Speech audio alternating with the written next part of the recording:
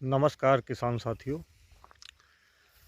आज हम आपको बताएंगे यूरिया और नैनो यूरिया के दो में से कौन सा ज़्यादा लाभदायक है, बेहतर परिणाम किसके हैं तथा दोनों में से दानेदार यूरिया के दुष्प्रभाव क्या हैं और नैनो यूरिया के लाभ क्या हैं और फसल में क्या देखने को मिलता है दोनों के प्रयोग से। ये हम चलते हैं और आपको खेत में चलकर दिखाते हैं। जैसे कि अब हम पहुंच चुके हैं मटर के खेत पर, जहां पर हमने नैनो यूरिया और दानेदार यूरिया का प्रयोग किया है। देखिए ये दो खेत हैं, एक ये हुआ और एक ये खेत है। आप देख करके ही समझ गए होंगे कि कौन सा अच्छा है, फिर भी मैं आपको पास से एक बार दिखाता हूँ। ये जो मटर है इसमें हमने नैनो यूरिया डाला है। ये देखिए ऐसा मोटा मोटा पौधा है, ये देखिए, और एकदम हरा भरा है, पत्ती भी हरी भरी है देखिए।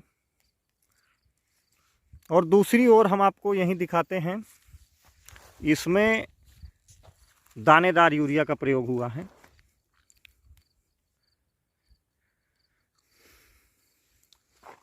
ये देखिए इसकी जो पत्ती है उसका रंग भी बहुत अच्छा नहीं है उसकी अपेक्षा, और ये देखिए पेड़ भी पतला पतला सा है एकदम।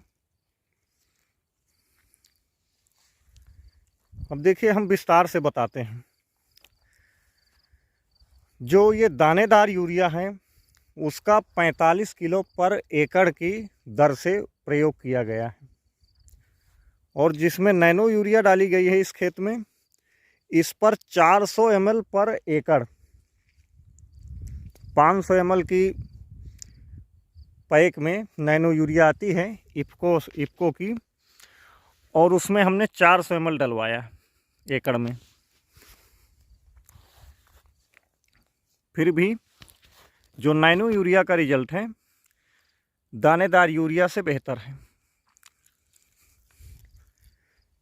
अब इसके हम आपको कुछ लाभ बताएंगे। इसके प्रमुख दो लाभ हैं। पहला कि आपको नैनो यूरिया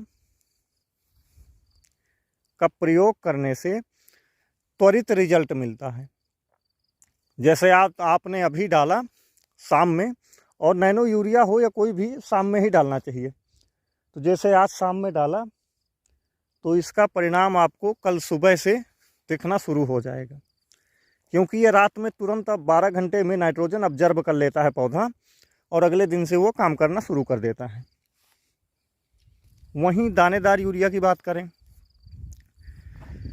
तो ये जब आप डालते हैं शाम में तो रात में 20%, अधिकतम 40%, पहले तो 20% रात में उपयोग कर लिया, इसके बाद अगले दिन 20-30%, अगले दिन फिर 20-30%, मतलब कुल मिला के वही 50 से 70% यूरिया ये ले पाता है अधिकतम। पहले तो 50%, और शेष 50% जो यूरिया है वो आपका दिन में जैसे धूप निकलेगा वो निष्क्रिय हो जाता है।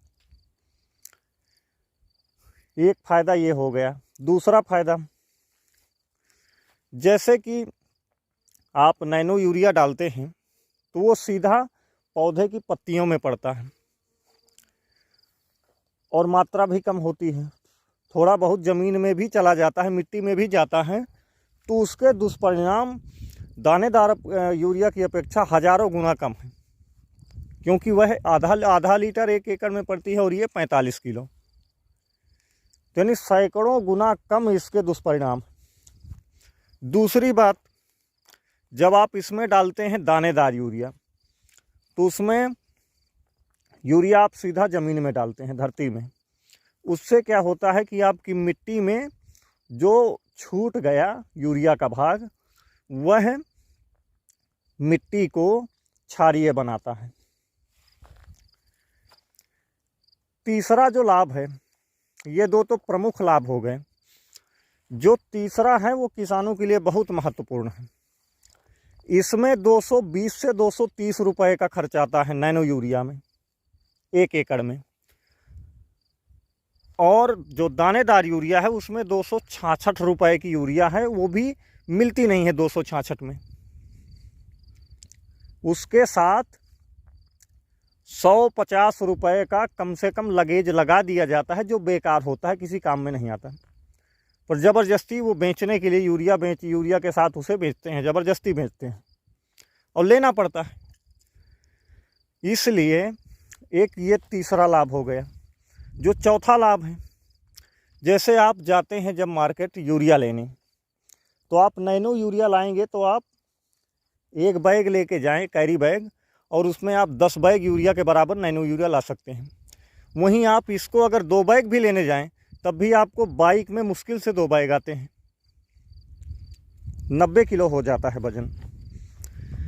और जिस प्रकार से इस समय पर यूरिया की कमी है, आपूर्ति नहीं हो पा रही है, उस प्रकार एक और समस्या आ रही है इस कारण से कि मिल नहीं पाती है आसानी से। उसके लिए लाइन लगाना पड़ता है और काफ़ी दूर तक जाना पड़ता है। तो इसलिए जो एक दिन भर लाइन में लगना और फिर यूरिया नहीं मिलती, अगले दिन फिर जाना पड़ता है। तो ये सारी समस्याओं का समाधान एक ही है, वो है नैनो यूरिया।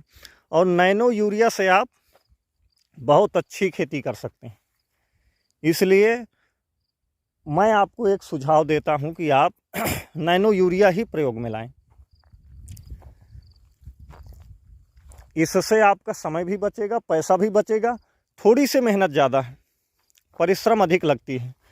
जैसे कि आप नैनो यूरिया डालते हैं तो उसमें आपको 1 एकड़ के लिए 8 से 10 टंकी पानी डालना पड़ता है। 8 टंकी में हो जाता है, 10 भी डाल सकते हैं।